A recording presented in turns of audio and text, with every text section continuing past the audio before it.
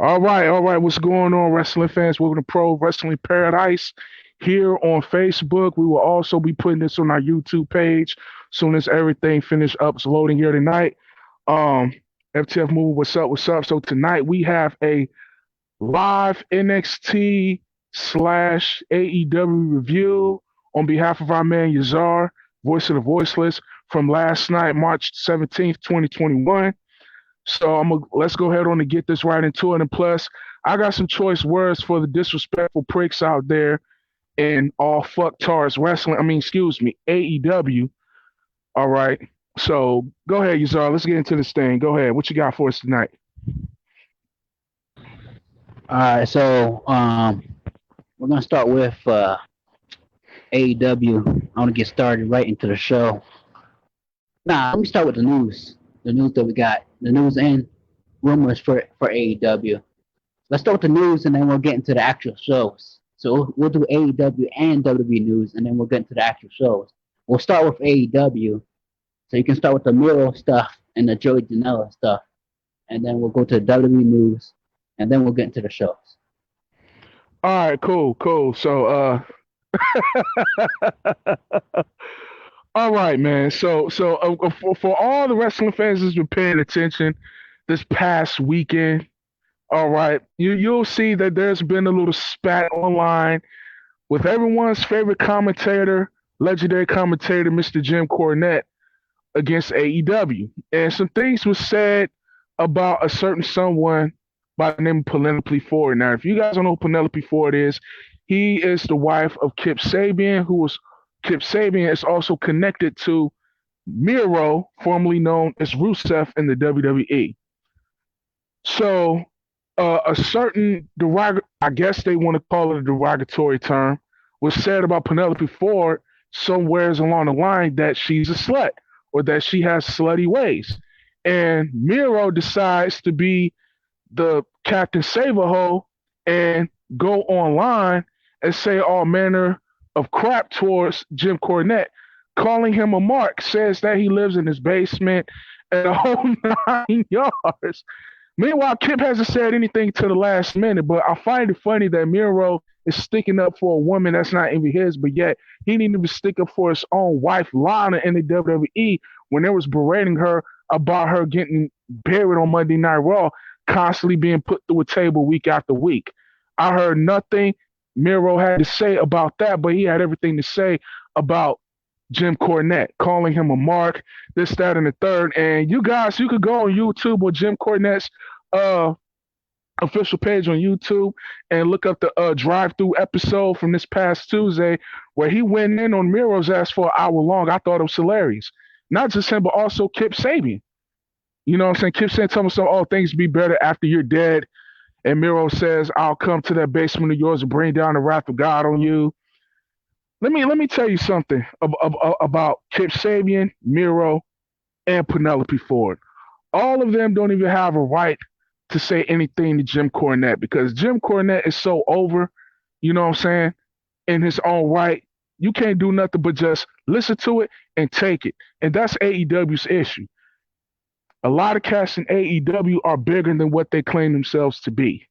All right. Miro, he was stuck in the cuckold storyline between Bobby Lashley and Lana before he left WWE. Then he went to AEW to get in another cuckold storyline with a no-name kid who's not even worthy to lace his boots. Now, if you put Miro in the right, if you put Miro in the right situation and with the right storyline, okay, he is a monster. He's very talented in the ring. He's a very good wrestler. The problem is that, you try to give him a space to have his own element and to be himself, and this is all he's able to produce. Mickey Mouse shirts and being a gamer. Nothing says to me him that says professional wrestling about him. Not just him, but the entire company. None of these guys are professionals. Just look at their etiquette online. Joey Janela saying that if fans don't like him or don't support him, they can drop dead. Like, who the fuck are you, man? Seriously? Bro, the only thing you're known for is being Jon Moxley's punch dummy. That's it.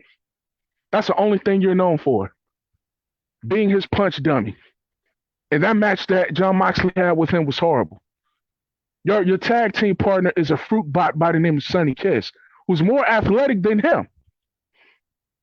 This is AEW. This is AEW. And of course, Tony Khan being the mark with money that he is, he's the real mark, just letting everything go. Standing up for Miro says, "Oh man, Miro's not going to let anybody disrespect Miss Penelope Ford or anybody else in this company. He's going to stand up for his friends." Wow, friends? Friends is a very loose term. Miro don't even really know these guys. That's interesting to me.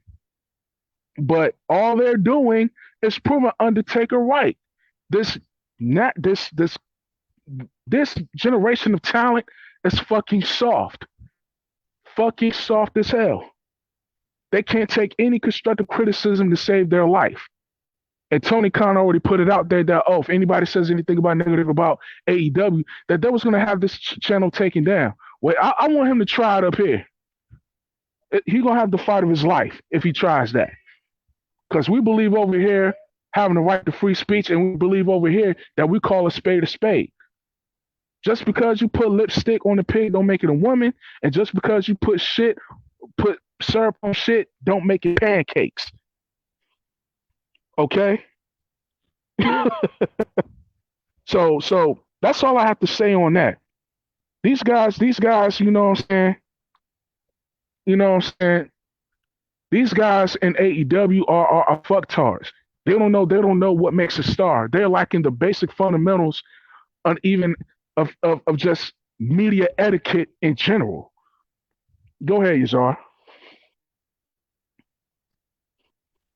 I got nothing to say as regards to that. I just, I like how Kip said that, he's gonna be rejoicing when Jim Cornette dies. I do think that all three of them, including Penelope, well, all four of them, Nutella, Chip, Miro, Penelope Ford, I think they all need to be suspended. Right. For their behavior. Very disgusting. And any other company, Impact, New Japan, if they was to say something like that, they probably would have got blackballed from the business. Especially in WWE. As much as WWE don't like Cornette, they still have a code of ethics that they go by, which is why I still respect WWE to this day. You just can't say any damn thing out of your mouth and expect for Vince to be like, hey, it's all right. We know what you're trying. No, fuck that. It's bad for business. And here's the thing about Penelope Ford that you guys don't know. Penelope Ford is the ex-girlfriend of Joey Janela, Jelly Nutella. He's his ex-girlfriend. So Jim Cornette really wasn't saying shit that people didn't already know. Like, Penelope's a ring rat. What you expect? Ring rats have existed in the business for years. Just go ask New Jack. It's ring rats in WWE. Lana's one of them. Oops. Maybe that's why Miro's sticking up for Penelope Ford, because he probably gets some of that. But that's another story for another time. Go ahead, Yazar. Yeah. Let's get into another WWE news now. Andrade confirmed that he did request his release, and that was on Monday. Of course, he was denied. So I don't understand, if you're not going to use the talent, why you still have him under contract. He's one of the greatest wrestlers in the world. Remember, Andrade been unhappy in WWE. This goes back to his original NXT run. You know what I'm saying? This was way before he wasn't paired with Zelina Vega. He wasn't, having really, anything behind him. I remember him coming out with suspenders and a hat. He didn't have nothing to him. Then, Zelina Vega got signed to NXT. They paired those two together. Then magic started to happen. You know what I'm saying? Then he took off. And he was also, and what kept him in WWE, in NXT was on Berto Del Rio. He said, get your money, you know what I'm saying? Give it time. Got paired with Selena. They went off, became NXT World Champion, delivered classic matches in NXT, got moved to the main roster, was on SmackDown, feuded with Sin Cara, then promos, and then got written off team for like 6 months for no reason, and then came back feuded with Mysterio, great feud with Mysterio, good match with Mysterio. Got taken off TV, came back, moved to Raw, uh, became U.S. champion, uh, failed a drug test, but Charlotte was with him, and she didn't get drug tested. He got injured, lost his U.S. championship, feuded with McIntyre, and then was paired with Angel Garza, then yada yada yada, and then we're here to this day. So, I mean, it's been rough for Andrade, especially on the main roster. So, this gives this man his release because I don't think there's any top Mexican superstars that can come into WWE due to Andrade. Rush and Bandito and them, those Ring of Honor guys, wanted to come to WWE, but it was Andrade that told them no, don't come to WWE. So, you think any top superstars gonna come into WWE after you train their boy? Nah. Anybody who's coming out of AAA is not coming to WWE. Exactly, man. Especially how Vince is treating the NXT talent already. And I think you've already discussed this before, Yazar, in the chat the other day. But the problem with NXT is that they don't have any homemade talent anymore. I mean, they have Bianca Belair, who's on SmackDown right now, and they have Velveteen Dream, who's going through his own shit right now with allegations and whatnot. So, yeah, there's really not any home talent really made in NXT. And I mean, the other homegrown talent I can think of is Mandy Rose and Sonya Deville. They came through the Tough Enough system. I remember them on Tough Enough. got you. Yeah, and you see how Vince is treating the indie talent that comes from other companies. These guys were like legends in their own rights in other companies, and they get to WWE and they get buried. You know what I'm saying? That's the issue right now.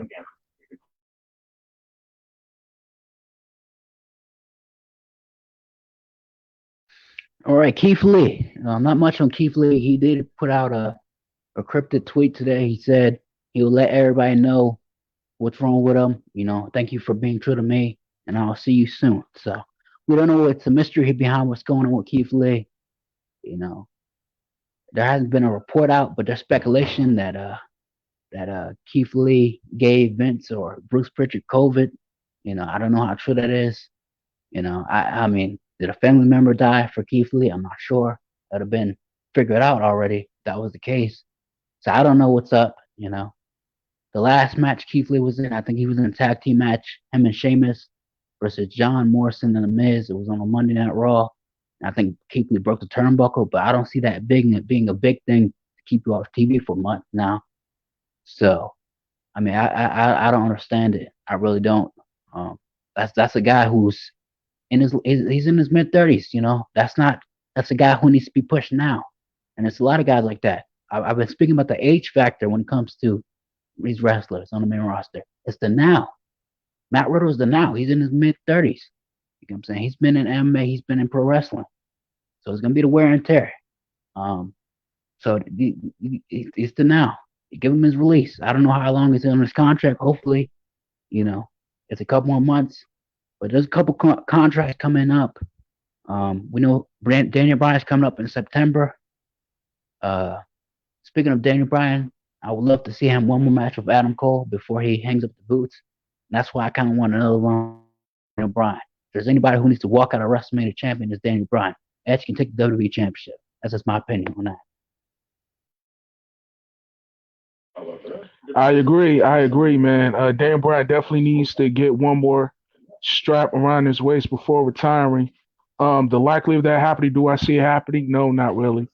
Roman Reigns, he's got a lot of momentum right now on his side, but he can't be champion forever. You know what I'm saying?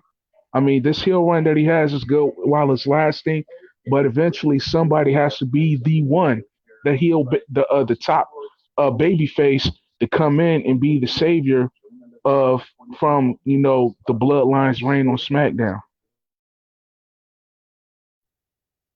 I mean, if we're going to do a three-way at WrestleMania between Edge, Daniel Bryan, and Roman, that's the perfect way to drop the title. Roman doesn't get pinned in the situation. So if you want to have Edge or, Daniel Bryan win the title, there's your opportunity. But Edge is a Raw superstar. I don't see the benefit of Edge being a champion. I really don't. I don't want to see him as Universal Champion. I don't. I'd rather see Daniel Bryan win it.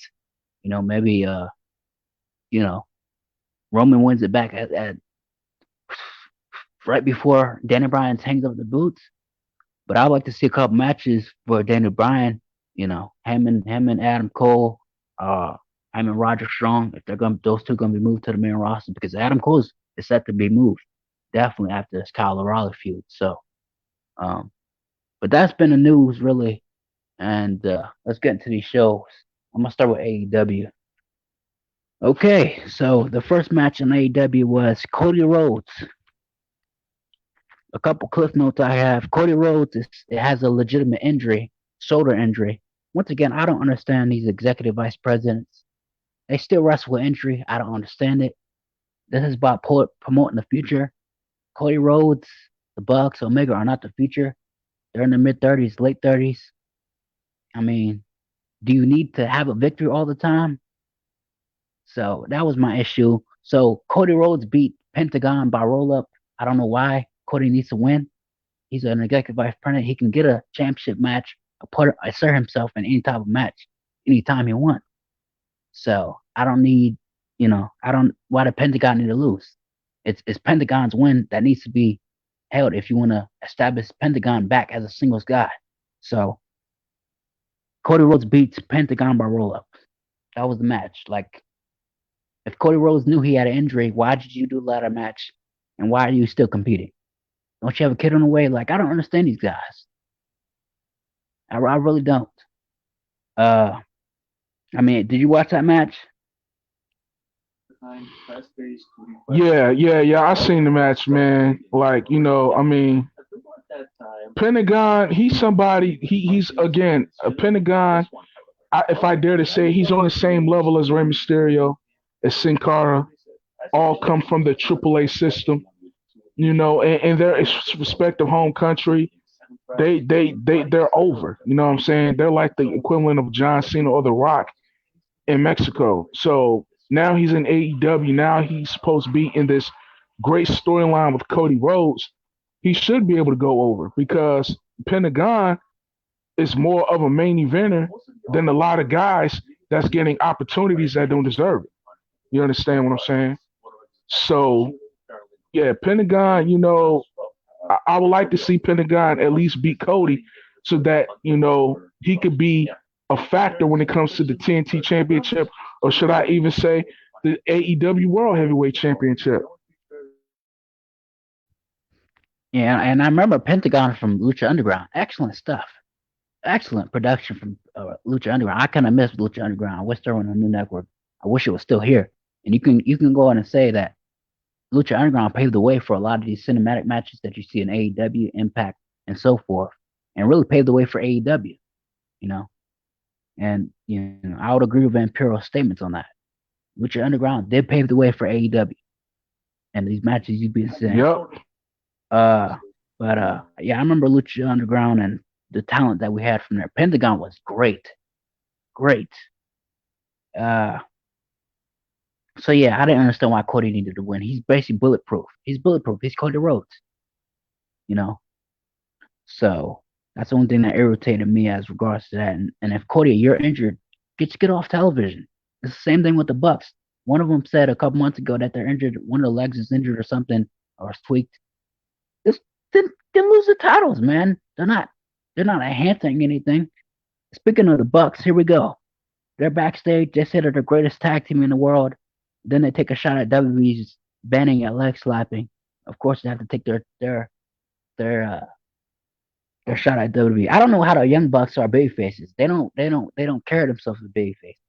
They're very much heels, and that's in person and in kayfabe. It's the way they carry themselves.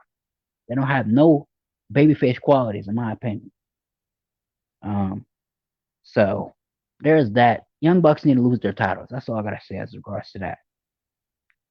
You got anything on the Young Bucks? Fuck them. Okay, let's move right along. Jade Cargill, her singles in-ring debut. Now, Jade Cargill, she faced Danny Jordan, one of the AEW Dark Girls. This was quick work. Jade Cargill, very good with the power moves. She needs to get the basic mechanics down, and she will be great. She has the it factor, um, and people are saying she's being propped up to beat Sheeta. I don't know why. I don't even think that may even make sense. I would not do that. But knowing AEW, they will do something stupid like that. Um, you got any thoughts on Jade Cargill? Jade Gargill has a lot of potential. A lot of potential. She almost kind of reminds me of Miss Jacqueline from back in the day. She lacks in the area as the basics in the ring, but as far as everything else, it's right on. Her being in the title picture is very early. It's way too early. Um, that spot should be reserved for either Thunder Rosa or Britt Baker, especially after the hell they put themselves through last night. But Jade Cargill somewhere down the line, maybe next year, I won't mind her being the title picture, but she has to get the basics down first in the ring, and then we can talk. But I'm liking the energy that Jade Cargill is coming with in AEW. I like a strong powerhouse woman in the ring. Yep. So yeah, she has a lot of potential, and I'm looking forward to what Jade Cargill does. MJF, he introduces the new stable, the Pinnacle. It is him, FTR, Warlow, and Sean Spears. And once again, I'm looking at this group. Everybody looks in place except for Sean Spears. MJF says this will be the pinnacle of professional wrestling. Excellent promo. He says, I plotted on Jericho from the beginning because I wanted to earn your trust, but I had the keys in the whole time. If the inner circle didn't want to join me, I had a pinnacle behind me. Excellent stuff from MJF. So we're looking between war between the pinnacle and inner circle. I'm excited for it. Uh, this gonna be a pretty good feud. I enjoy MJF. I enjoyed FTR. Sean Spears, like I said, he does not fit into this group. I just don't see it. I'm sorry. It's just what it is. And people saying, "Oh, everybody who leaves WWE is gonna be better." No, that's not the case. Sometimes you need creative. It looks like people who have creative control in this company don't know what to do with it. Example Miro. Example Sean Spears. The man has no charisma. That 10 gimmick he had as Ty Dillinger in WWE was the best thing to happen in his career because everybody was doing it on the Yep, ends. So, go exactly. ahead. And here's the thing with Sean Spears, and Um, I said this to you before, man. Uh, the Pinnacle is supposed to be like the new version of the Horsemen. You got Tully Blanchard and whoever else behind him. Another legend that had came back at Revolution. Sean Spears is the odd man now. He doesn't fit that mold with FTR and MJF. I'm sorry. And I'm guessing Sean Spears is supposed to be like the the Benoit of the group. He doesn't fit that mold. Adam Page fits that mold, but Sean Spears doesn't. And another thing I have to ask wrestling fans is, what has Sean Spears done that is of worth since he's been in AEW? His only accolade is cracking Cody Rhodes in the face with a chair. That's it, and giving him 19 stitches in the skull.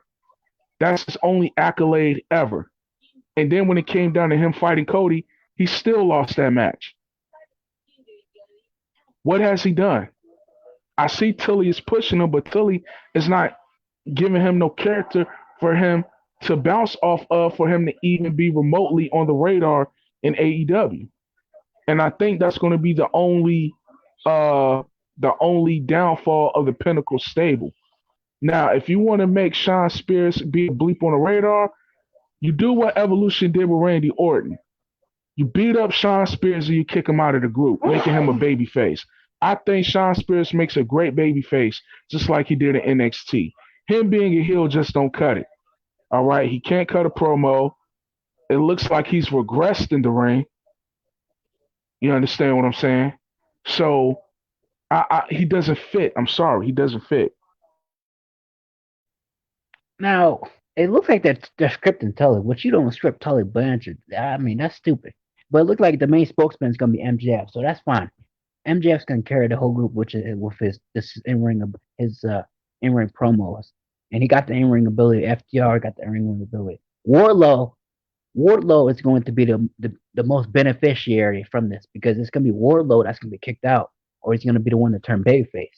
And when that happens, he's going to get a great babyface reaction. So that's what's going to eventually happen. I see happening down the road with Yep, Wardlow. just like Batista. Just like Batista back in the day.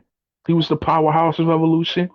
When he became babyface, what happened? And he didn't have to say nothing on the mic for the first 2 years. He said nothing on the mic. He just gave a thumbs up, thumbs down. Batista Bomb signed a contract. They heard his music. He was good to go.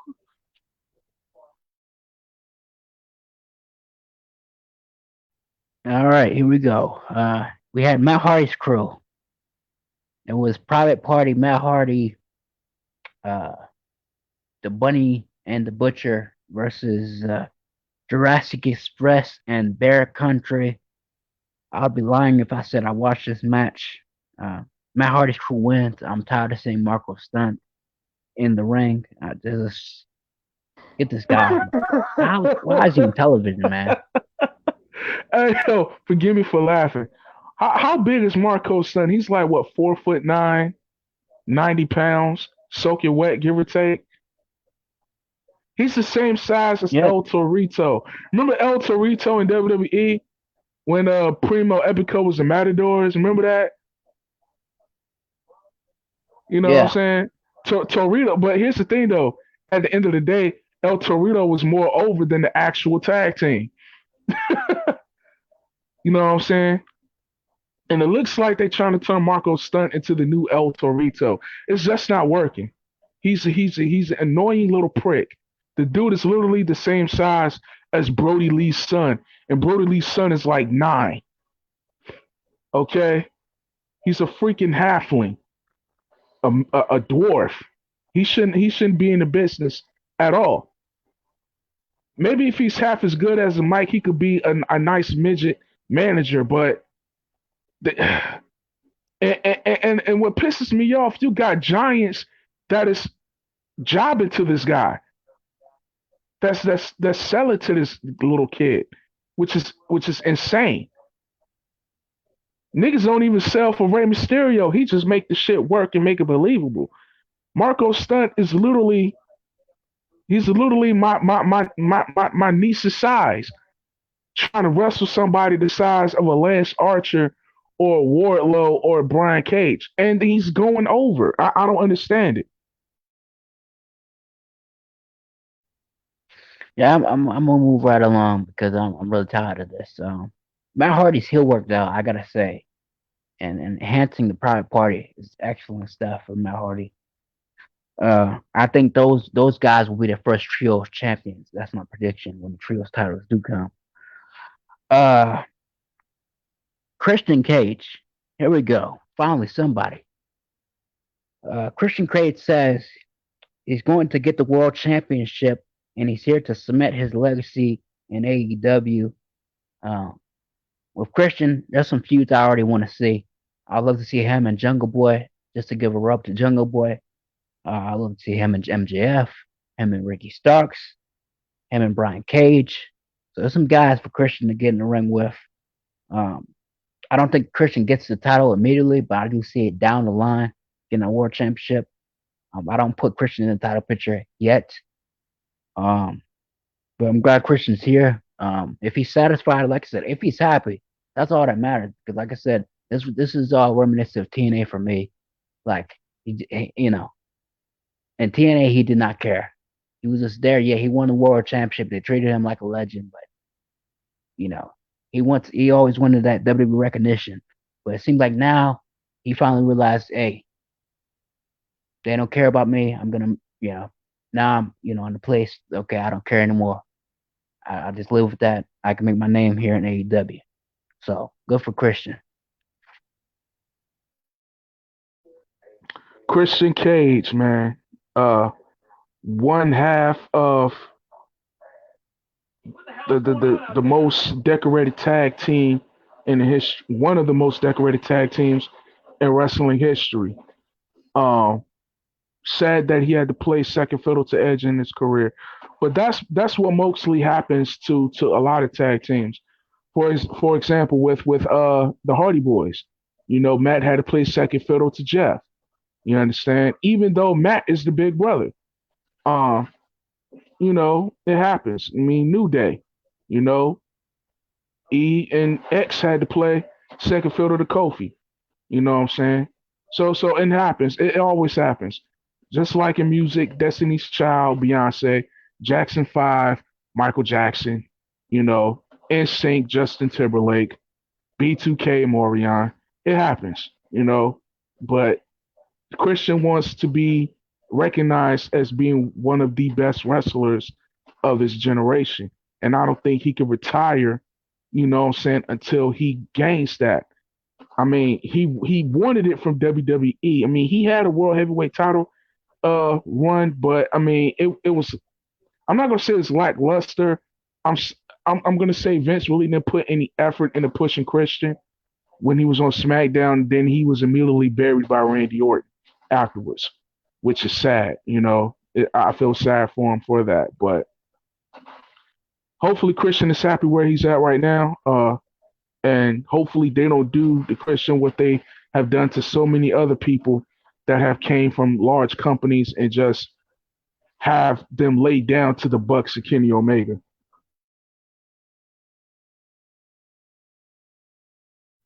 Whew, speaking of Omega, I'm tired of seeing Omega's face. Here we go.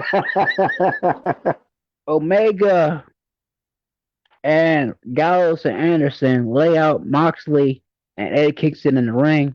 They injure Eddie Kingston's leg, so they're writing off Eddie Kingston off television. What's your thoughts on that? It's fucking retarded. Why? Oh my God. Here it is, a 20-year veteran in the business, Eddie Kingston. No, he never made it to the big time. I mean, if you want to consider TNA being the big time. But here's a guy, 20-year veteran who knows what to do, who knows what not to do in the business, and you just want to write him off television. What is the gain from that? You immediately turn him into a babyface and then you write him off television. Wow. And all it is an attempt for Kenny Omega and the Bucks to keep their shine. You want to know we want to know what really needs to happen. Gallows and Anderson needs to turn on the Bucks and Kenny Omega and bring in the Gorillas of Destiny. That's what needs to happen. That's the only way Kenny Omega's title run would be any remotely interesting. Because right now, it's like what Booker T said. It's like the last days of WCW. You got all the golden shovels, the click. You know what I'm saying? I like to call them the click juniors because that's what they operate as, running shit, booking shit, and then booking themselves to go over on everybody. It's even over on people that they know they can't really hold a candle to. Kenny Omega can't hold a candle to Kenny Omega. That's why they did that. Because they already know that Eddie Kingston is mad over everywhere he goes on the planet. And he's in AEW. All you got to do is give Eddie Kingston the mic and it's over. No, they can't have that. Because then the fans are going to say, Eddie Kingston deserves a title shot. And I agree. He does deserve a title shot. Yeah, I'm sick of Mr. Olivier too, man. Like, get him the fuck out of here. Whoever takes that title from him, at this point, I don't care who it is. Jungle Boy can take the championship from him for all I care. Just get the title off of Omega. And get the tag titles away from the Bucks because they have done literally nothing with those championships. Nothing at all worth of note. Darby Allin has done more for the TNT Championship than they done for the World Championship and the Tag Team Championship. And Darby Allin's playing second fiddle to Team Taz and Sting. That's all I got to say. Go ahead. Well, it's remember AEW has 4 pay-per-views a year, so there's a lot of television that's not going to make sense, and they have to write for at least a month and a half before the next pay-per-view, which is in May, which is, I think, Double or Nothing. So, and I think they're going in the direction Eddie Kingston versus Omega for Double or Nothing, unless they have a special coming, to do that. But I think that's the direction they're going to go. So it looks like they're going to do an injury angle, keep Eddie Kingston off television for 2 to 3 weeks to sell the leg injury. So it's whatever. Just get the title off of Omega, please. Oh man, these guys pissing me off. Okay, main event time.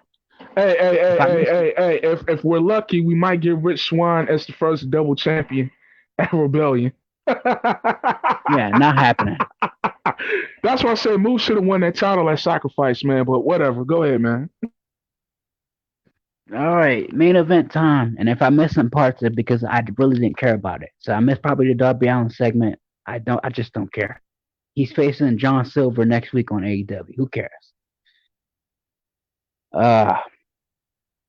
Here we go. Main event time. Brit Baker versus Thunder Rosa and the first ever lights out unsanctioned main event in AEW's history. And let me start with this. This should have been for a title, And so if Tony Khan had this in mind to do this match on this date, why didn't one of these ladies win the championship? Allow me to interject. That's not their first unsanctioned lights out match. Remember Kenny Omega and Moxley? Women's. Oh, the women's. Okay, gotcha. I'm sorry. But yeah, go ahead. And it's the first women's main event as well. So, once again, I don't understand why Tony Khan or why this wasn't for the champion. Because I believe this is a grudge match for all intents and purposes. So, Britt Baker loses to Nyla Rose in the tournament. Thunder Rosa loses to Nyla Rose in the tournament. Both of them were buried through the tournament. For Reijo Mizunami to win the whole thing. And she went on to Revolution to give you a terrible match with Shida. So what was the point of the tournament? You buried 2 of your top women. Only to now book this main event. Unsanctioned women's match. Great match, but it should have been for a championship. So I didn't appreciate that. But like I said, great stuff. Great back and forth. I hope this is just the one and only time, honestly, because the cutting of your flesh, it starts to give you those little marks in your face like Dusty Rhodes, and I'm pretty sure those women don't want that. Like I said, it would meant more for a championship to be on the line. Some people were asking for Hikaru Shida to be in this match. Absolutely not. She should have lost the belt at Revolution, and it should have been. Honestly, I believe it should have been to Britt Baker because she's the first signee to AEW. Not only that, she's been working on her character the most. So, if she calls herself the face of the women's division and she calls herself the DMD, the doctor, and that's who you want to put yourself behind in the American market, you got to go with Britt Baker. So I really didn't understand why this wasn't for a championship. So that was just terrible booking on AEW's part. Yeah, I don't understand either. It definitely should have been for the title, even though it wouldn't, account to their win-loss record, which that win-loss record doesn't mean shit in AEW. They might as well just go ahead and get rid of that system. Because if it's going to be a unique thing to determine who gets title opportunities, then you need to go by it. There's motherfuckers that got 8 losses straight getting world title TNT title shots, which make no fucking sense. You understand? And here you got Thunder Rosa, who's not even signed to AEW, putting on better matches than the majority of your roster. That match right there was way better than that stupid ass match they had at Revolution between Moxley and Olivier. That was way better. Way better. That was hardcore in itself. I really enjoyed the match, honestly. And it's sad that these women will have to do men shit just to prove to the men that they deserve more than what they're given. Brit Baker, honestly, I don't see her re-signing after her contract is up at AEW. Um, that's Nah, nah, lucky for nah. Adam. I, I, I, I, I I don't actually see it, disagree bro. with that. I disagree. I disagree. Matter of fact, here's why. She could have been signed with WWE, but here's the reason why she didn't sign with WWE.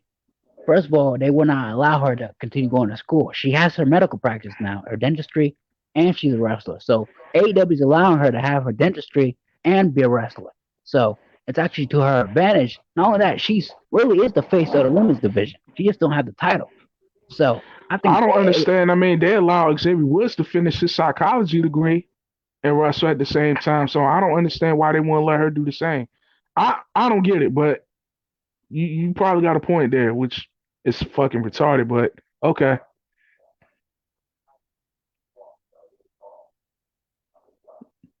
well, yeah, I like the match. I think it's a retarded concept because it should be for the title, but that's my thoughts on that. And hurry up and sign Thunder Rosa. Y'all know y'all need her. Y'all need to stop fronting acting like y'all don't she's need still this under woman on the. NWA's con. Blame NWA for this. Billy Corgan, you keep this woman in slavery for over a year under her contract. You are not in doing shows now for over a year. Now you want to come back to do shows. You got a pay per view coming. What was it, Sunday or Saturday? Yeah, Sometime this week or next week. it's Y'all March doing y'all 19th or some shit like that. It's Sunday. Yeah. so now y'all need Britt Baker back after a year and a half. She's been dominating in AEW doing her thing.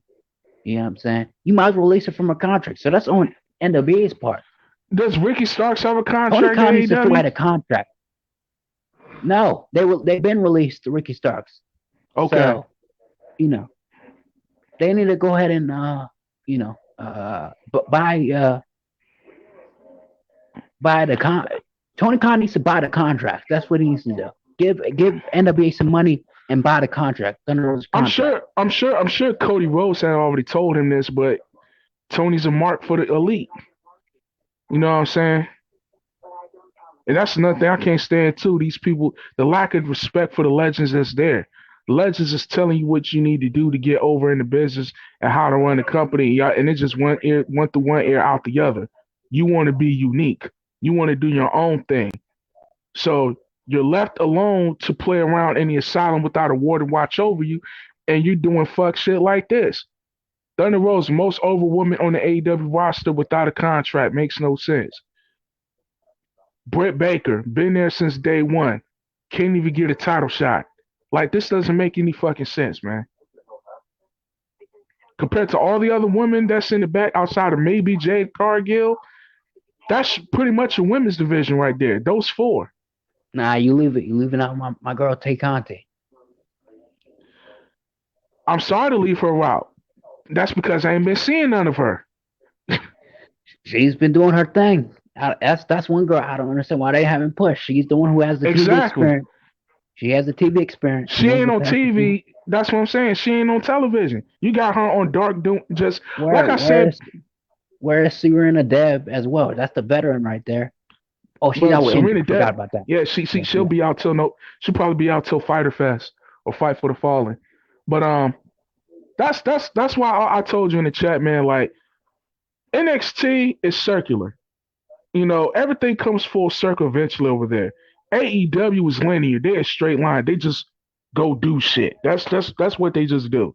They just go do shit and just throw shit at the wall just to see what sticks, and that's it. And if you don't like it, they'll get emotional and call you a mark and shit like that. Which that name is so overrated. Back in the day, a mark was somebody who's not in the business but claims to know everything about the business. I dabbled in the business in my day.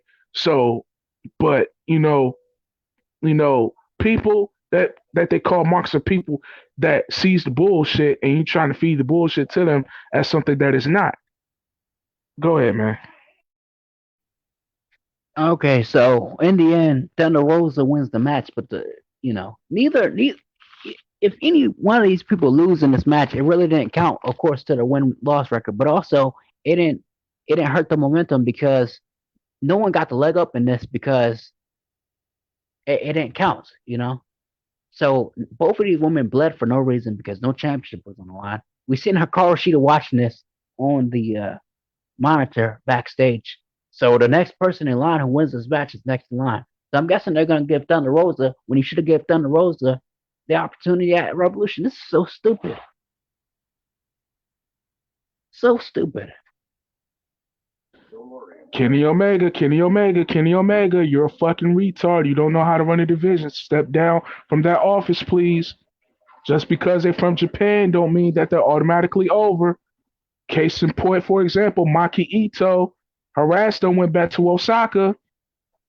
You thought she would be over acting like a satanic asshole. You see what happened. Even Brit Baker couldn't get her over. That's why her dumb ass is on the pre-show. Hello? Go ahead, man. So, yeah, but excellent match. Reba took a spot, to the table. I enjoyed it. I thought that was hilarious. Shout out to Reba. I remember her as a Rebel from TNA. So she's she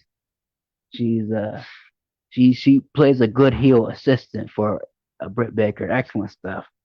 I think she's Britt Baker's makeup artist. So good for her. She's found a role. You know what I'm saying? Out of the ring. She wasn't a bad wrestler either. But yeah, good for her. Good job by the ladies. One thing that irritated me in the post-match interview was I'm gonna go straight to Britt Baker. I'm gonna narrow back to Thunder Rosa in just a minute. Britt Baker's message after the match was when they were getting thumbtacks out of her back because she went through thumbtacks.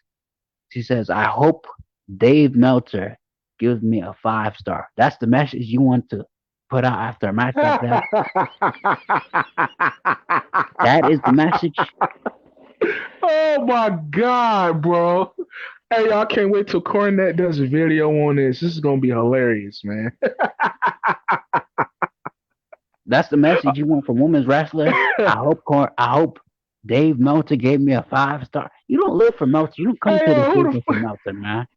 You don't come to this business for Meltzer. Okay, so those of you who don't know what we're talking about, Dave Meltzer has been a dirt sheet writer for professional wrestling for like 30 plus years, right? And now all of a sudden, overnight, he's now a paid mark by AEW. So when you look at Pro Wrestling Observer or any of these magazines where he does like his yearly magazine award, he will always slide AEW to be better than WWE, even though he did shit for WWE more and longer than AEW.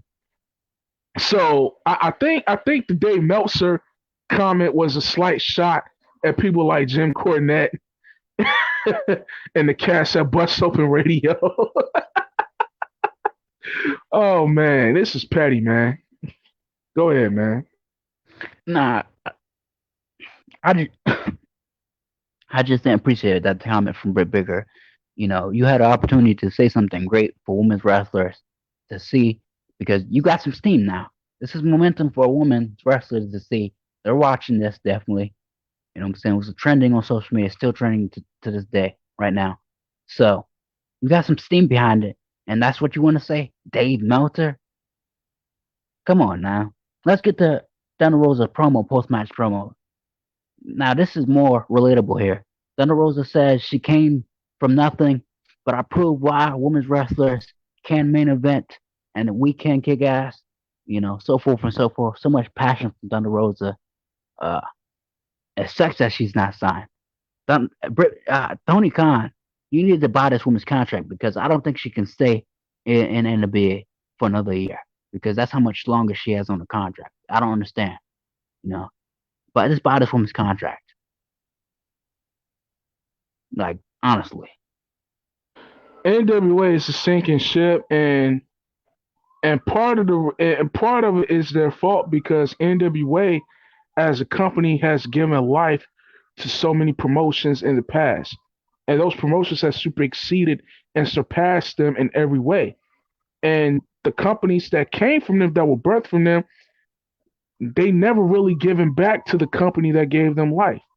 You understand? The Jim Crockett Promotions, the Crockett Cup, National Wrestling Alliance that's been around for going on 120 years.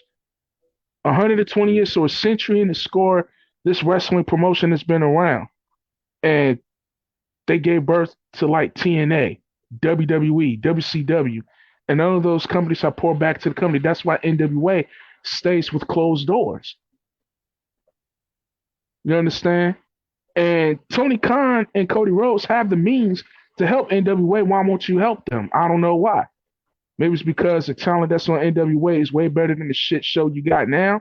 Maybe that's why. I don't know. Y'all tell us. But if NWA can't manage to keep their doors up, to just shut down and go ahead and sell off the contracts that you need to sell off to stay afloat. Because right now, you're just holding a star there, and she's indeed a star in AEW, one of their top stars that's not even signed, and she's doing all of this without contract. It's amazing. It reminds me of TNA with AJ Styles. You understand? Went years in TNA without getting paid. And anytime he got paid, it was what? $25 here, $50 there. If you've been a good boy, maybe Dixie Carter give you some whoopee or something. I don't know. But it's the same thing that's going on in TNA WCW with AEW, man. But yeah, Thunder Rosa's in her mid-30s. Remember, she has her own wrestling promotion. She also is going to get back in the MMA thing. So she's probably going to schedule herself for another fight. So she's doing a lot of stuff. And she has to do it all in a short time. She does have a son. Her son's about, I think, a teenager. So yeah. She has, I don't know how long she wants to do this, but doing the MMA, having her own wrestling promotion, it's gonna wear and tear on her body. How many more matches she wants to do? Where she's gonna be satisfied? AEW is definitely the spot she's gonna go to, no doubt about it. Because if she goes to WWE, she's gonna have to stop. She can't do her MMA fight. She can't have her own wrestling promotion. I know that's really special to her because that's an all women's promotion. You know what I'm saying? All women's staff basically. So that's very special to her.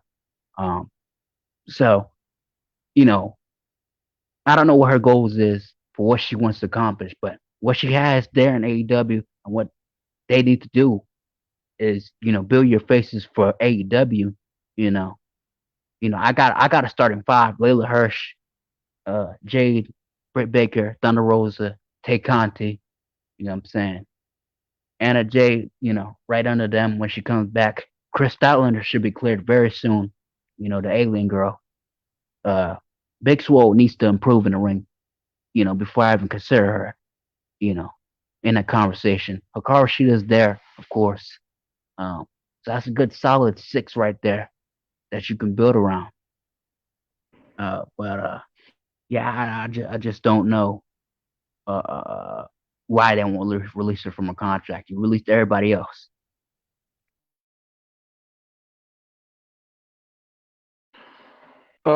Yeah. Outside of that, those who want to tune in, All Elite Wrestling Double or Nothing will be in May. I forgot the date. I will put the dates up when I get a chance. But Double or Nothing will be in May. Hopefully, we'll get to see something better than we saw Revolution. What do you expect to see, or what do you want to see going into Double or Nothing this year, Yazar? It's too early to indicate. Yeah, Double or Nothing's in May, so it's too early to indicate what I want to see is Adam Hangman Page take the title from Omega. You know what I'm saying? That's one of the options. True. That's what I want to see. If it's not Adam Hangman Page, it has to be MJF. But I think Kenny Omega and MJF are heels. So, in that situation, I perceive MJF as a babyface, in my opinion. I just can't stand Omega. Definitely the TNT Championship needs to be going to a Jungle Boy or Ricky Starks, honestly. But you can have a solid mid card in AEW. They haven't even explored that correctly. So I don't know what they're doing with that TNT Championship picture. Like, it should be in abundance right now. And then when the trios titles comes, like I said, I predict Matt Hardy and Private Party is going to win that thing. Um, I mean that kind of clears it for Double or Nothing for me. FTR winning the tag team champions back, or Proud and Powerful winning the tag team titles. That's what I want to see. The Bucks need to lose their titles. The women's championship, like I said, Thunder Rosa looks to be next in line. Take it from Sheeta. I have no problem with it. Yeah, yeah. So yeah, that's what we expect to see at Double or Nothing. All titles must change hands that night. Every last title need to change hands. Every last title because Sheeta has been champion for one full calendar year coming up at Double or Nothing. She will have been champion in a full calendar year. Um, Omega and Bucks have done nothing with the tag team or world titles, and Darby Allin has, he's losing momentum as TNT champion. So all titles must change hands at Double or Nothing. Hopefully before that, but we'll see. All right, what you got for NXT, my man?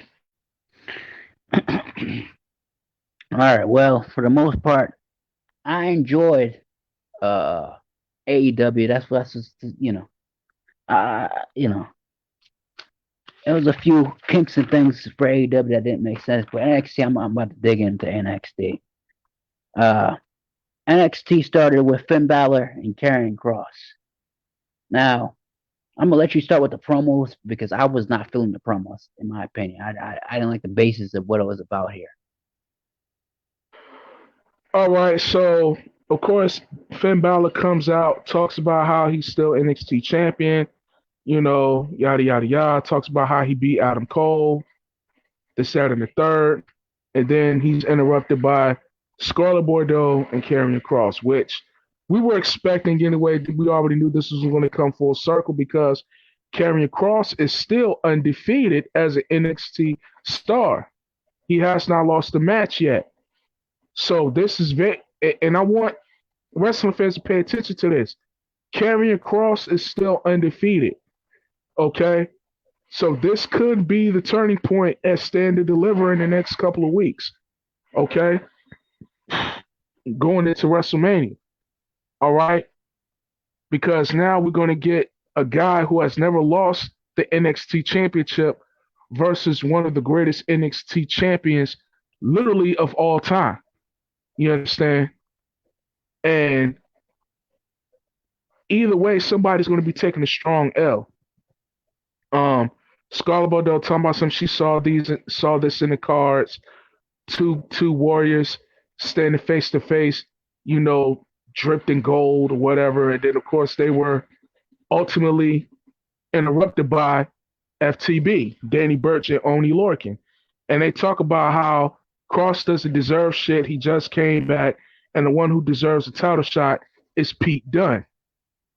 So, of course, I forget what, Kross said or whatever, or what Finn Balor said, but Scarlett Bordeaux, she takes it upon herself saying, well, I guess my vision is going to have to come true at your expense.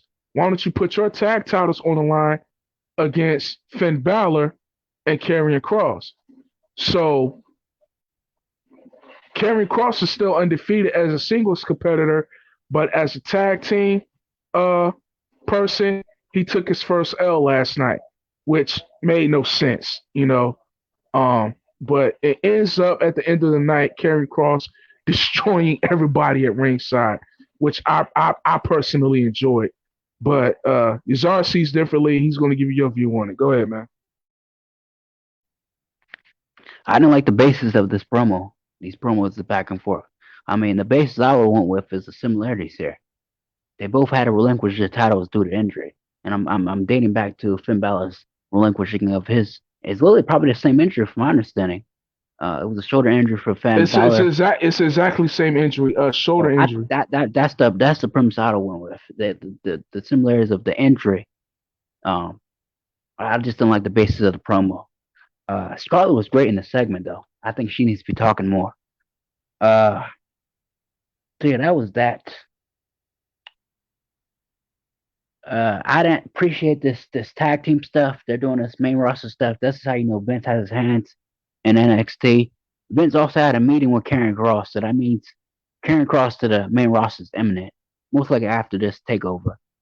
Uh, and that's that. The tag team champions versus world champion and challenger. Really pissing me off. I don't like that thing. That's not even how you do it in the old school of how you build a champion and challenger versus each other. I mean, it's getting old, and they're doing the same thing with Bianca and Sasha. How great is that working out? Not really great at all. So the more main roster antics go into NXT, the way it hurts NXT. Um, so that's that. The next match is Dexter Lumis versus Austin Theory. I actually enjoyed this. Um, I liked when Dexter Lumis was crawling towards Austin Theory, and Austin Theory just forearmed him straight in the face. I enjoyed that a lot. Good back and forth. In the end, Dexter Lumis defeats Austin Theory. Um, there was some noticeable absence from NXT. Cancer and Johnny Gargano were in their home because they have COVID-19. There was a COVID outbreak in NXT. That's why we didn't see certain people on the brand tonight. I believe Timothy Thatcher also has the COVID, which is why we didn't see him probably with Champa. So that's just a heads up on that. Now, what did you think of Dexter Lumis and Austin Theory? Dexter Lumis deserves better to be rolling in the dirt with Gargano and friends. All right. And Austin Theory and Indy Harbaugh deserves better than Laredo Gargano. In my opinion, I thought the match was a little bit of waste of time. But anything to get rid of this, get the storyline, get rid of the storyline. I guess what it's going to allude to at the end of the day is going to be Lumis versus Gargano with Stand to Deliver. If that's the case, then why not? Let's get this over with. I want to see Gargano lose that North American Championship because he has literally done nothing but bury potential talent that could carry the prestige of that championship. He should have been lost to Kushida. Okay. At first, I thought he was going to lose it to Kushida. You know, it didn't happen. All right. Um, I thought he was going to lose it to Bronson Reed.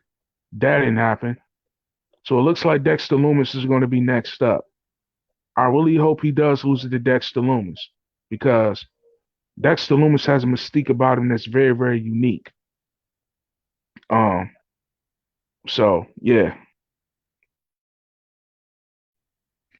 All right. Jordan Devlin is out. He's coming from the NXT UK, NXT UK brand. Finally, he's in the United States after the COVID pandemic has slowed down somewhat. And the story here is who's the real cruiserweight champion? Him and Santos Escobar have a face-off. Excellent back and forth. Simple storyline. Who's the real cruiserweight champions? They will battle at Stand and Deliver. I'm excited for this match, and I really think these two are above the cruiserweight championship, in my opinion.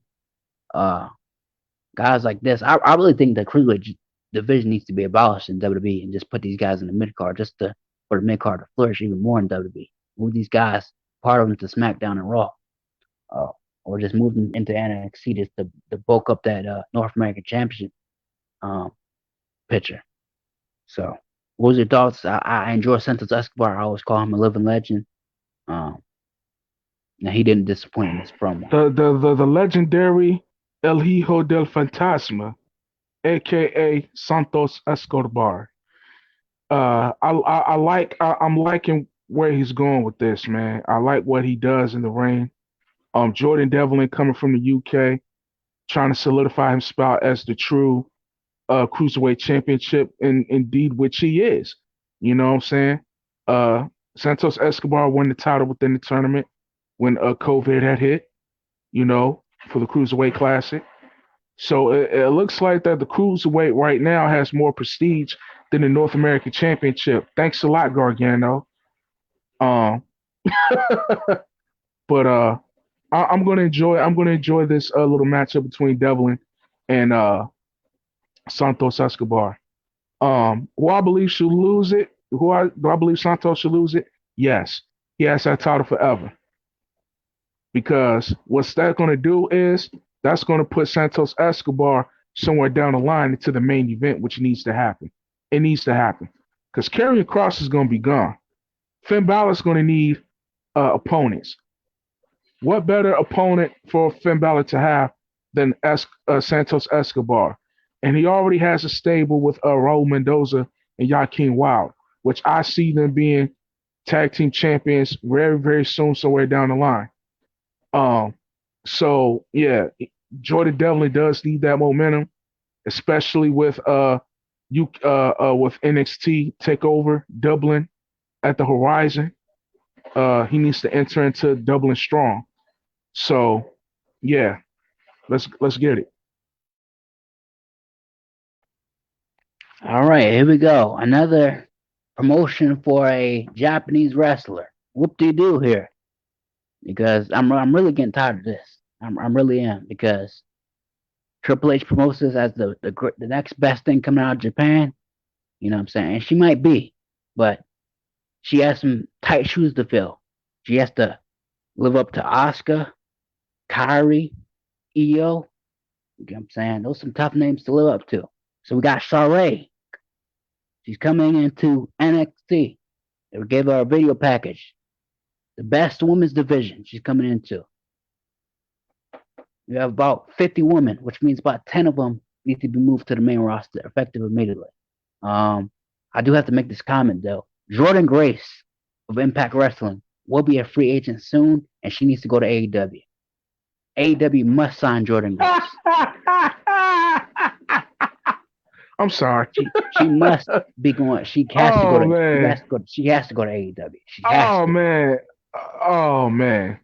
There's no question about that. The reason why is because with the amount of women you have, where Jordan Grace would be on the totem pole, she would be like 10, 15 down the card. There's so many women in NXT. You go to AEW, you need to build up AEW's women's division. So Tony Khan, you need to double whatever WWE gives to Jordan Grace.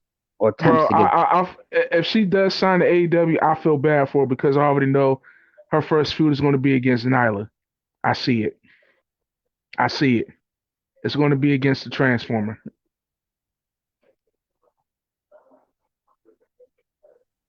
They're going to bury that girl, man. Like I said, they're going to bury that girl, man.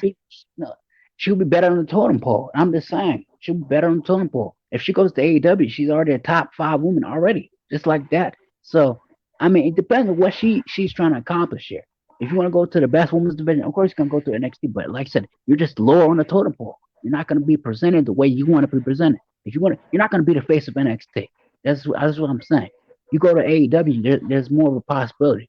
And if she gets in the ring with Nyla Rose, she's going to put Nyla Rose on, on. I'm still mad. AEW and NXT dropped the ball with Deonna Purrazzo. Like, how the fuck does that happen?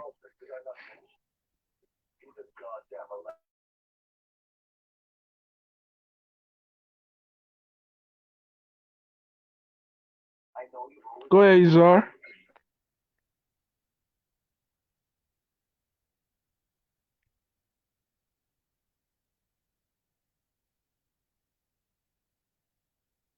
Yeah, go ahead. Yeah, go ahead, Yazar. Yeah, go ahead. Yeah, my connection dropped for a second. But like I said, Jordan Grace is already into intergender wrestling anyway, so it wouldn't matter that she's fighting a man. She's used to fighting men. That's all she's done in the indies. Yeah, that's true. So, you're right about that. You're right. But yeah, but I was saying, I don't know if you had cut out, but like I said, I'm like NXT and WWE dropped the ball with NXT and AEW dropped the ball with Deonna Purrazzo. I'm still trying to figure that part out myself.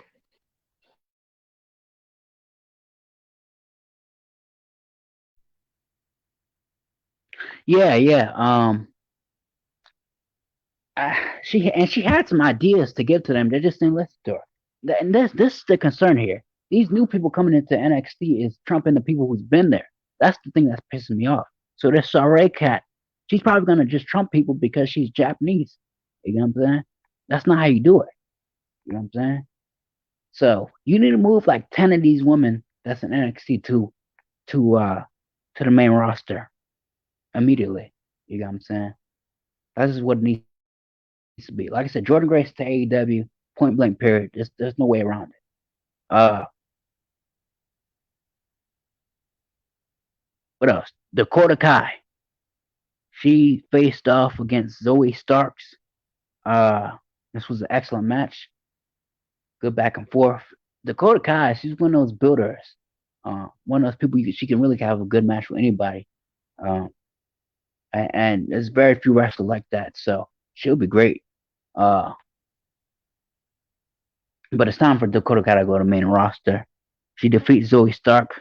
Zoe Stark has a lot of potential. I enjoy her. Uh, after that, Io came out. Io wants Raquel Gonzalez was like it's gonna happen at Takeover, and building the dissension between Dakota Kai and Raquel. Mostly after Raquel wins the championship, that's gonna be Raquel's first feud against Dakota Kai. Dakota Kai loses to Raquel. Dakota right to the main roster, most likely SmackDown, which I prefer. Got anything? Yeah. It's time for Dakota Kai to pack it up, man, and go to hopefully SmackDown. Um, yeah, SmackDown need well, as much as Monday Night Raw needs help, Charlotte is there, and I want to keep all the women that's moving up far away from Charlotte as much as possible. I would feel bad for Rhea Ripley, and stop putting out video packages of Rhea Ripley if you're not gonna put on television. Like that's just annoying. But that's sidebar. Yeah, get back on track. Looks like Raquel Gonzalez gonna be the one to take that title from Io, hopefully. Because Io said that she ready to leave and go back home to her husband. Um, so yeah. Yep. If there's one more match I want to see from Io and WWE, it's her and Oscar. Other than that, I don't give a there's not really a match that's left for Io and WWE. She's faced Yeah, everybody. She's faced Bianca. She's faced Sasha. yeah, She's faced yeah, Rhea Ripley. She's faced almost everybody. So there's not a match yeah. I want We to see from Io. I think yeah she's we done in might get NXT. we might get Io versus Oscar probably at Survivor Series or some shit if they feature NXT again on the card. But outside of that, man, yeah, ain't really much else for Io to do.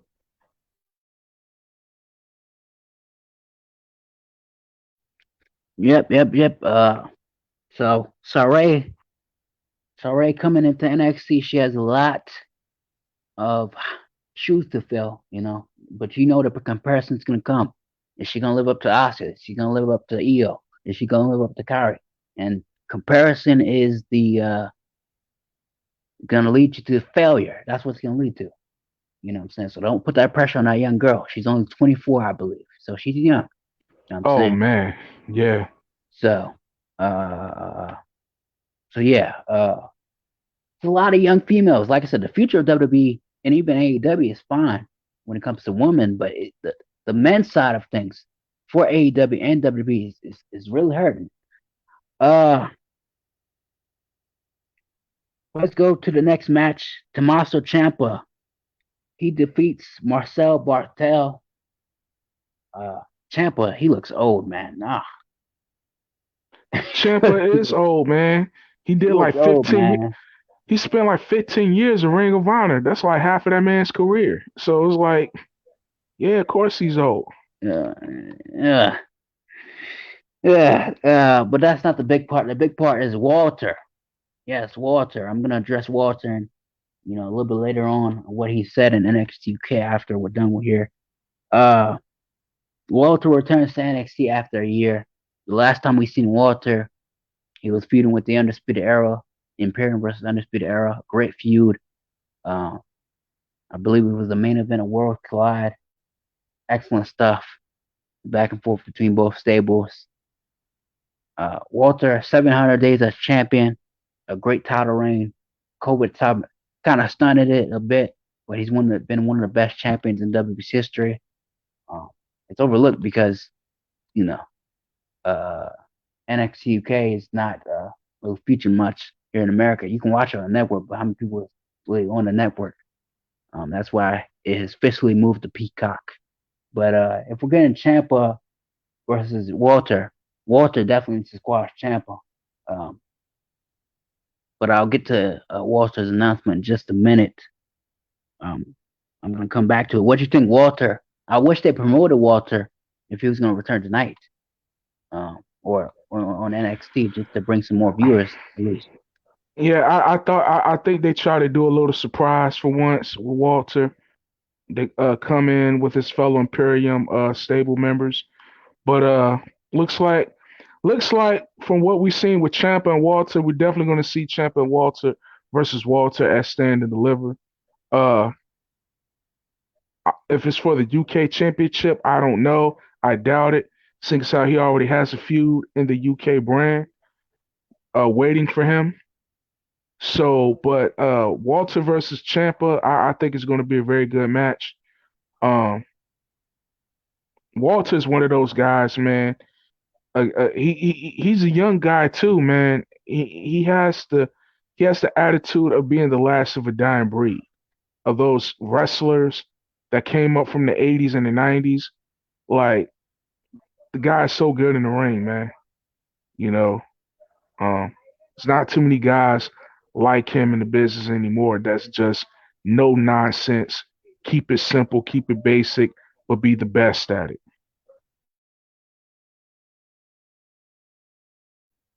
Okay, Taishan, I think that is the group. Tien Xia, Sha. yeah, Tensha. Okay, Xia Li's crew. They had a promo package. Okay, why you need a promo package again? Like, I don't understand this. She should continue building her streak, building a streak for herself, building momentum, you know. Does she She have COVID just 19? That's what I'm trying to figure out. Does she have COVID 19? That's oh man, yeah. I don't I know. I I don't know, man, but she just pretty much shelved Katie Canizaro and Casey Canizaro and Caden Carter last week. For the most part, and they should be on the shelf. Uh, Xia Li, the momentum she got now, she should be beating up the likes of I don't know, fucking You got the woman in there for her to continue blowing through. Like I right, said, continue blowing her momentum. You know what I'm saying?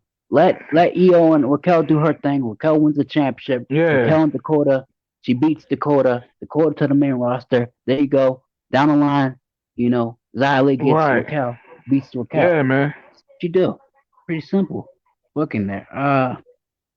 Yeah, I didn't understand that. Whatever. The video package was cool for what it was. They're putting a lot of stock into this, so hopefully, this benefits Xia in the long term. What you gonna do with Boa? I have no idea. Is he gonna be Jordan Devlin for the Cruiserweight Championship? Probably. That's I that's don't. that's that's that's what I'm pissed out about. Like, Bo, like Xali wasn't the only one that was tortured in that Chinese dungeon. I'm looking to see what Boa does in the ring, man. Boa should be flying through the mid card right now. He should right at this time right now. I'm expecting for Boa to destroy Kushida. Honestly, I'm gonna be honest with you.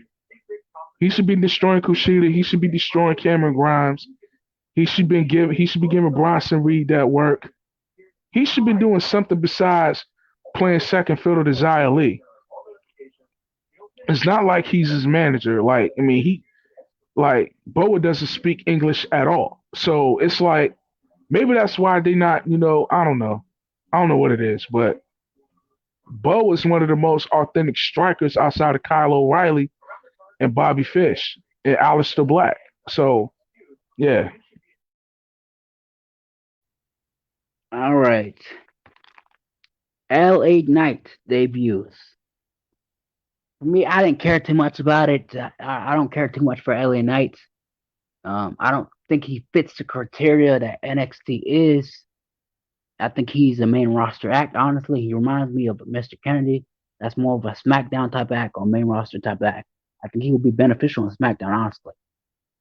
So I don't see him long in NXT. I think he's there for another month, and then after WrestleMania, he's going to the main roster. He's one of them type of guys who really doesn't need much work. He got the character down.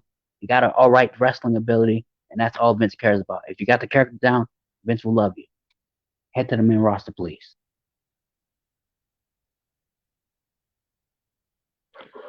LA Knight's cool, man. I enjoyed his Global Force Championship run back in Impact Wrestling. Um, he had some very good feuds between Alberto Del Rio, Drew Galloway, Austin Aries. He had a pretty okay run in NWA for what it was worth. I'm sure he'll be great in WWE as well.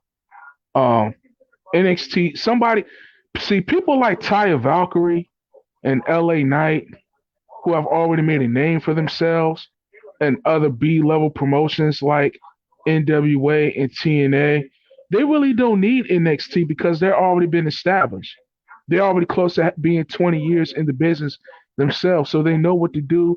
They've been on camera before, so they know how to work a camera and the whole 9 yards. So I'm expecting LA Knight to not be in NXT long unless he's comfortable in NXT. And if that's the case, then okay, whatever. But I don't expect people like LA Knight, Ty Valkyrie to be in NXT for long. Yep, definitely agree. If you're already like 10, 15 years in the business, you come to NXT and your mid 30s, late 30s. I mean, you spend a couple months in NXT, then head your ass to the main roster. Plain simple. You know what I'm saying? Just go ahead to the main roster. Um, and they're using this feud with him and Bronson Reed to put over LA Knight. I mean, Bronson Reed's been there for long. He should already have championship going around his waist, man. Like I said, this is what I'm tired of. You bring in talent just to put over the talent you already have. You know what I'm saying? Bronson Reed is the one who's younger, um, and he has more of a future, honestly, than LA Knight. Like I said, LA Knight is 38 years old.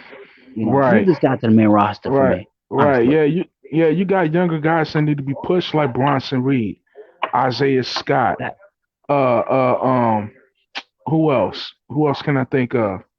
Cause Shooty's not young. I mean, I guess he's young, but I mean, he's somebody that's about to be in his mid 30s soon. Um, Velveteen Dream, he got his shit going on, but he's still young. Uh, who else is in the back of NXT? Leon Ruff, he needs a new character and he needs to put on some pounds, man. Like seriously, the dude's a buck 40 soaking wet. It's ridiculous. Uh, like you got young cats that's hungry, especially from the UK scene, like Ilya Dragunov. That kid is a monster, man. I enjoy watching Ilya Dragunov wrestle, man. You know, um, I would love to see him at NXT local soon. Uh, Austin Theory, he's still young. He needs to get up from under Gargano and ride his own wave. Uh, MSK just debuted. I'm sure they're going to be successful in NXT. Got grizzled young veterans doing their thing. I enjoy grizzled young veterans. Uh, and the list goes on of young cats that need to be pushed, and the older guys just need to be called up. Like Gargano, like get the fuck out of here, like dude. Yes, we already know you're gonna be a blip on the radar in the main roster, but hey, at least you're getting paid. You shouldn't have nothing to complain about. No, you're not going to receive a world title. Never on the main roster. Okay? Like, get that out of your head. Not everybody that goes to the main roster is world championship material. If Gargano's lucky, he may be a multiple time intercontinental championship. And that in itself is legendary. Okay? Um, here's the thing, people. I think people kind of forget here. For WWF history, not everybody who was in the mid card or even enhancement talent back in the day, went to them Hall of Fame. The Brooklyn Brawler. I'll give you an example. He's in the Hall of Fame. He's a legend in his own right. What do you remember the Brooklyn Brawler as? He was a enhancement talent back in the day. Al Snow back in the day. What he was a enhancement talent. Mid card at best. Still a legend. You know what I'm saying? So the mid carders, even the enhancement talent, had more significance today than they, you know. I mean, back then than they have today. My bad. But you get what I'm saying? So there's nothing wrong with you being a mid card act. The Mr. Perfect, he was a mid carder his whole damn career. He should have been world champion. Roddy Piper, mid carder, his whole career. Never won the big one in the WWF history. But still a legend. You know what I'm saying? So there's right, nothing right. You wrong don't, yeah, going out right. as a mid carder. Dolph Ziggler, mid carder. You know what I'm saying? Yep. Oh yeah, Dolph Ziggler. He definitely gonna be a future Hall of Famer, bro. You know what I'm saying? Just because he has the image of one, like um. But yeah, you don't have to be a world champion to be in the Hall of Fame, and not every world champion is world champion guy is in the Hall of Fame. I mean, for real. I mean, let's keep it real, right? You got people like um. Let me name a world champion. Uh, I don't know. I can't think of any. But not everybody's going to get the Hall of Fame, and not every mid Carter is going to be kept out of the Hall of Fame. That's just the reality of it. Like Gargano is a very good technical wrestler. He's just a whiny little bitch. That's what kills his momentum. But yeah, go ahead, man.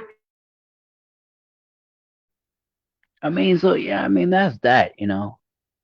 The image of NXT needs to change, and it starts now. So if you need to go through the growing pains, go ahead and go through it. You're gonna need to. You're not beating AEW in the ring, so who cares? You know what I'm saying? Just do your own thing. Focus on these young talent. Get the Garganos out of here. Bailey's been asking for Candice for the last 2 years now to come to the main roster. So that means Bailey's gonna take care of you, just like they're taking care of Bianca on SmackDown. If Gargano goes to SmackDown, there's a couple feuds for him. Daniel Bryan is definitely gonna put you over. You know what I'm saying? What happens after that, I have no idea. You know?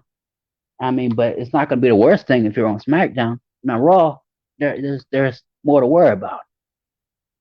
But most likely you're going to SmackDown because Daniel Bryan himself expressly has been asked for more NXT talent to come to SmackDown.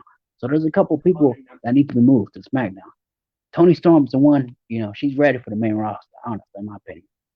You know, because Bianca's gonna need opponents after she wins the SmackDown Women's Championship. Oh yeah, most definitely. She's going to need a plethora of opponents, and Carmella just ain't going to cut it. I'm sorry. Carmella needs to get the fuck out of here. You So want to know what really needs to happen, Yazar, in my opinion?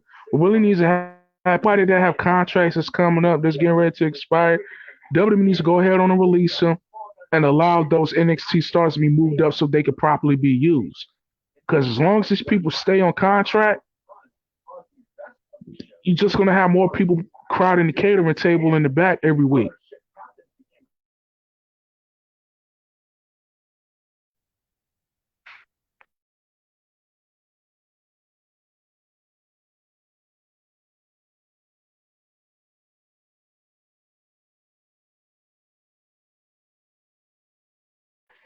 Go I ahead, mean, bro. yeah, they can do that. They can do that. I'll let you take care of the main event here. Then I'll address what the Walter situation is in NXT UK. So go ahead, take care of the main event. Finn Balor and Karen Cross versus Danny Burch and Orton Williams. All right, the tag team of FTB versus Cross and Balor. All right, for what it was worth, Karrion Cross was pretty much, you might as well say Karrion Cross was in the match by himself because he was just whooping the shit out of Danny Burch and Oni Lorcan's ass, and that's how one of them ended up with a separated shoulder. So they're probably going to be out probably until Stand and Deliver, which is going to be on WrestleMania weekend. Because from what I understand, they are going to be putting up their championship against MSK, if I'm not mistaken. I think that's what it is. But it ended out Scarlett Bordeaux getting blindsided on the outside of the ring, and Finn Balor's checking up on Bordeaux, telling her to get up. Is she okay? Whatever. Karrion Cross comes to after being jumped by Burch and Lorcan.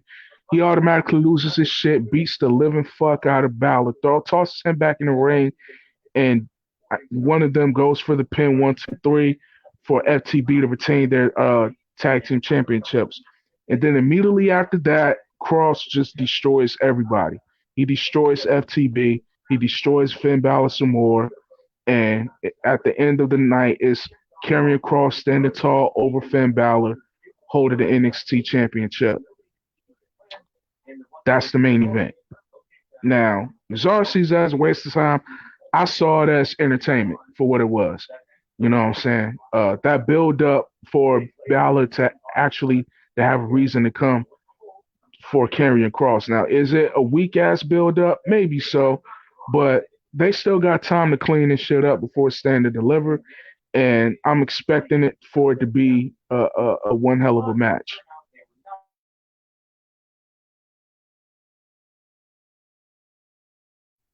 All right, here we go. NXT UK. NXT UK was taped. Um, so this was not live. Jordan Devlin defeated Trent Seven for his Cruiserweight Championship. Great match in the main event. But let's get to Walter's announcement here. Walter was out. He said he's been the most dominant NXT UK champion. Can't deny that. He was interrupted by Rampage Brown. Rampage Brown is one of the big names out of the British wrestling scene. And they announced 3 weeks, which is WrestleMania weekend. It will be Rampage Brown versus Walter for the NXT UK Championship. So here's my prediction now. The 2 nights will be NXT UK's championships on the line and NXT Locals championships on the line. So I'm guessing night 1 is probably going to be NXT UK. One night's going to be to NXT Local, which I guess that's the only thing that makes sense for 2 nights of TakeOver. So I'm guessing they're going to tape the UK stuff, and then the local NXT's course is going to be live. So that's the only thing that makes sense. And that's where Walter loses his championship to Rampage Brown. Then finally we're going to get the Champa and Walter feud in NXT Local as Walter's first feud back in NXT Local. So that was, I guess, the announcement or something. And that's that. That is NXT. All right. Yeah. So this has been our review for NXT, NXT UK, and AEW for the week. Will I be reviewing with SmackDown? I don't know yet. We will see. But Fastlane this Sunday. Starting at 7 o'clock for the pre-show Eastern. I'm not expecting much from Fastlane. I'm really not into the pay-per-view. When you look at Fastlane does not have a bad card. It does not have a bad card. We have Drew McIntyre versus Sheamus, last man standing.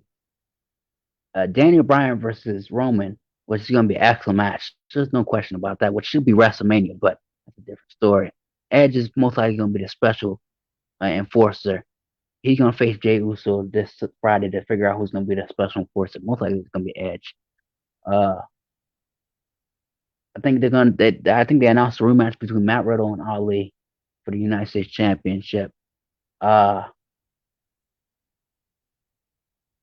think we got Bianca and Sasha versus Nia and Shayna. You got a decent card for Fastlane. It's not the worst thing in the world. And this is the first pay-per-view that's going to be on a Peacock WWE Network version. So it's going to be a lot more eyes on the product. Hopefully WWE can bring a little bit more viewers. So they have to impress with this pay-per-view. I don't see a pay-per-view. I will see, man. I'm really not. I think the build-up has been lackluster, in my opinion, for some of these cards. Especially for Bianca and Sasha, like they can have a moment alone to save their life in the ring to help build up for WrestleMania. Maybe they'll get their moment alone after they lose to Shayna and Nia, that's what's going to happen. I see either Sasha Banks turning on. No, I see Bianca Belair turning on Sasha in the match. That's what I see happening. If that happens, cool, whatever. Outside of that, I'm not really expecting much from this card.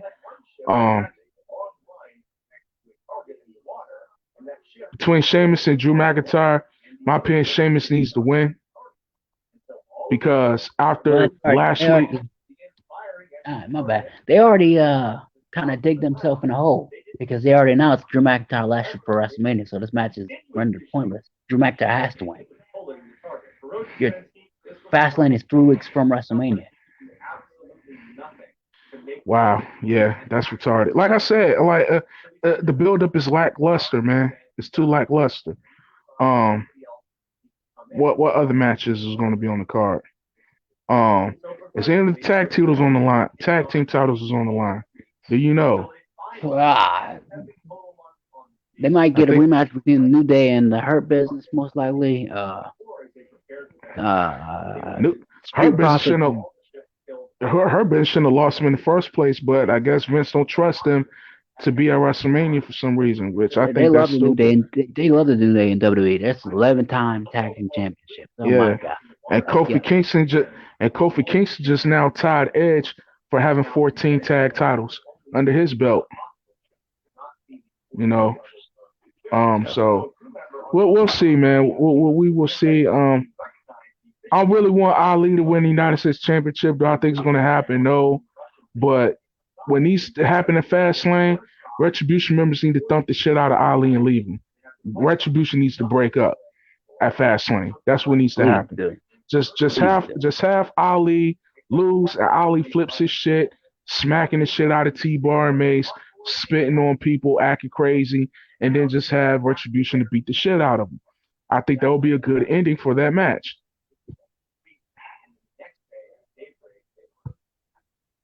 I mean, that works for So me. yeah, because Ali can do bad all by himself. You know what I'm saying? He could do bad all by himself. He has a character now. He has a gimmick now. He's good as a heel. He's very excellent on the mic. So yeah, let that man shine on his own. Oh yeah, they announced Apollo and Big E for Fastlane, which I think is a mistake. That should be the WrestleMania undercard match. Um, Okay. so All I right. mean, I wouldn't rush that on Fastlane's fun. What's the point of Fastlane? I really don't like that pay per view. I mean, I'm honestly, telling you, back in the day, right around this time, they had the King of the Ring tournament, and whoever won the King of the Ring tournament got a title shot at SummerSlam. I don't see why they can't replace uh Elimination Chamber and Fastlane with the King of the Ring tournament and have whoever win the King and or Queen of the Ring tournament to get a shot at the title. Because remember, you got Royal Rumble who determines who's going to face who at WrestleMania, and then you got the other title, which is the second, which is either Raw SmackDown title. And if you don't have an opponent for that, then have whoever wins King of the Ring go for that. I think that's fair. You know what I'm saying? So yeah, that's all I got, man. Anything else, bro? WWE and AEW are failing to create stars of their own. People have Yep. forgotten the formula. That's just what it is, and that's where Miss, I'm upset. Like I said, they have forgotten the basic fundamentals of building, a superstar. It's not hard. It's not hard building a monster. it's It's not not. hard building an underdog babyface. It's not It's hard. not. It's not hard Make it at hard. all. It is, man. Yeah, it's like again, like I always said, what Vince does. Vince is trying to fix shit that's not broken. For example, Keith Lee. There was nothing wrong with Keith Lee coming on the main roster. They pretty much changed his whole fucking formula, which made no sense. Same thing with Aleister Black. There was nothing wrong with Aleister Black's formula. Nothing wrong at all. Changed up his whole thing. And for what? And now they're not being used. You know what I'm saying? Aleister Black is suffering at catering table. Keith Lee's gone because allegedly he get coronavirus to either Pritchard or Vince. So we don't know what's the issue with that, but we do know he had the virus. Uh yeah, it's just confusion with the main roster. And now it's confusion with NXT. So that's it, man. Until next time, guys. Anything else? Uh, you know, uh, I just found it funny. Keith Lee's Twitter handle is now uh, what did it say? It says something like to the effect of "pissed off Keith Lee" or something. So he's pissed off. He's angry. That he's not on television. Which I'll be pissed off too. You waste my damn time. Just give my release. Yeah. I Keith, mean, that's what me and happened. him, me and him, and I'm telling you right now, me and him and Keith Lee are going to be a heavy bargain into going into AEW because they can keep their names, by the way. So Yeah. they're going Yeah. to be heavy into that roster if they go to AEW. Big Oh time yeah. player. Oh hell yeah. And you already know that Chris Jericho is going to make sure they well taken care of too. Um, and that's what happened with Bobby Lashley in his first run. They had enough for Bobby Lashley, and he had mad momentum. And on SmackDown, he won the ECW championship. He won the United States championship. He had an amazing feud with Umaga. Had a very good feud with Batista. Then they said, "Oh, we ain't got shit else for you." So Bobby just left, and that's what Keith Lee need to do. That's what a lot of these stars need to do. That should be pushed. That's not getting pushed. Just up and leave. What the fuck they gonna do? Fire you? That probably No, be the best but, thing but for the you. big thing is Andrade. If Andrade wants his release, all he has to do is freaking create a Twitch, play video games, get back on the video games. Yeah. Because remember, that's Make against the them fire policy you. now. That's a violation, Yeah. right? So go Yeah. ahead, back on Or Twitch. do leg slaps when you do your super kicks. You know what I'm saying? Like make them fire you. That's what CM Punk did. He made them fire him. You know what I'm saying? Do something that you know is gonna piss Vince off. That's the worst thing he can do is just fire you. You know what I'm saying? But yeah, that's all I got, man. It's been Pro Wrestling Paradise. This video will be going up on YouTube as well very soon. So be on the lookout for the replay. Um, I don't know. Should we give them a fast lane review? Do you want to give them a fast lane review or not? It's just up to you, man. I mean, it depends on how the show goes and how I'm feeling. Same way with me, man. So with that, FTF movement, what's up? This has been the Top Hill Face, and my man right here, Yazar. Till next time.